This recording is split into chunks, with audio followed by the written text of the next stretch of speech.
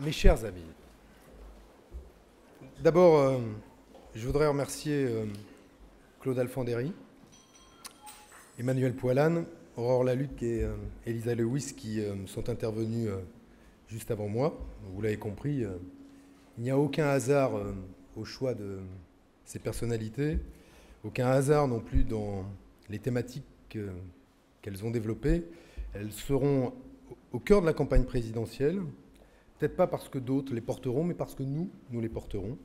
Et j'espère avec d'autres, parce que j'y reviendrai tout au long de mon intervention, l'objectif aussi, ce sera de rassembler, de construire les convergences qui nous permettront et de faire l'unité de la gauche, et je l'espère, aux élections présidentielles, refaire l'unité des Français. Donc merci à eux d'avoir accepté de s'engager comme cela.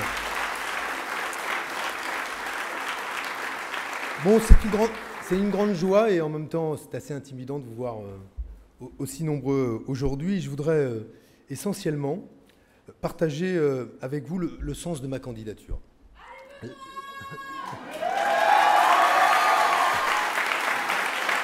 La raison qui m'amène ce 28 août à parler à travers vous, d'ores et déjà, à l'ensemble de nos compatriotes. Au fond, je crois qu'une candidature à la présidentielle répond principalement à deux types de motivations. La première, c'est de vouloir devenir depuis très tôt, tout jeune, tout bébé, presque, président de la République. C'est de consacrer sa vie à cet objectif. C'est même parfois de penser que la nation vous guette, impatiente, qu'elle vous attend et que vous devez devenir président de la République. Alors peut-être pour commencer, vais-je vous décevoir. Mais je ne ressens pas en moi, je ne le ressens pas, ce feu qui transforme une simple candidature en providence. Si j'ai perçu à d'autres moments de ma vie politique ce feu chez d'autres, si je le perçois encore et aujourd'hui chez d'autres, j'ai aussi vu le prix qu'il coûtait d'éteindre les incendies allumés par les passions narcissiques de ces hommes providentiels.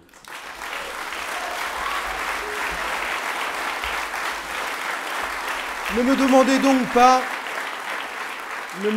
donc pas de jouer au président pendant cette campagne. Je laisserai ce théâtre-là à d'autres. D'abord, vous et moi connaissons d'ores et déjà la pièce et son scénario. Elle est donnée tous les 5 ans. Le décor est toujours le même et vous observerez que les acteurs en sont aussi souvent les mêmes, aux primaires comme à l'élection présidentielle. Un savant mélange de généraux défaits en quête de revanche autour d'un roi sans couronne. Je leur laisse volontiers singer la puissance si cela leur chante.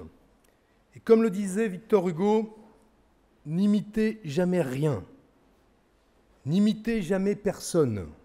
Un lion qui copie un lion devient un singe. La France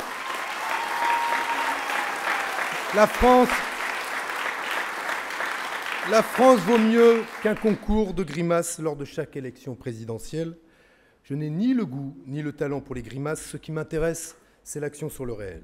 Ma décision donc n'emprunte pas ce fameux chemin droit et lumineux qui conduit une femme ou un homme, vous remarquerez que c'est souvent un homme, à juger qu'il est la réponse aux défis de ses compatriotes et de son pays. Comme si la solution s'incarnait dans le génie concentré miraculeusement en une seule personne, une sorte de formule chimique d'assemblage de cellules exceptionnelles, un ADN qui vous prédestine à gouverner les autres. Je revendique, là encore, au risque de décevoir, une humanité imparfaite. Je revendique, au risque de ne pas faire président, des motivations plus complexes. Je revendique, là encore, au risque de déplaire, que le projet que je défendrai n'a rien d'une fulgurance solitaire. Mais il a tout d'un travail patient, collectif. Voilà la seconde motivation dont je veux vous parler. Mon projet présidentiel n'a absolument rien de la vérité révélée. Il propose un choix clair à nos compatriotes. Mais c'est un choix. Ça n'est pas la vérité, c'est une option, un choix.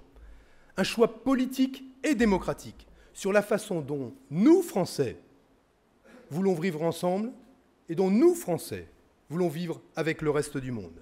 Ce sera donc une œuvre collective, le produit d'une analyse commune. Et que dit spontanément cette intelligence collective? Que retrouve-t-on dans les paroles que nous entendons autour de nous? Qu'il faut être lucide, partir de la réalité telle qu'elle est et pas telle qu'on la fantasme. Qu'il faut être honnête sur ce que l'on a fait, sur ce que l'on veut faire, sur ce que l'on peut faire. Qu'il faut aller moins vite, être tempérant, être plus sobre pour ne plus sacrifier notre environnement, nos droits et notre qualité de vie à une course effrénée à la croissance et au profit. Qu'il faut rechercher la concorde, qu'il faut rechercher la concorde parce que la République vacille et que notre société se déchire violemment sous nos yeux.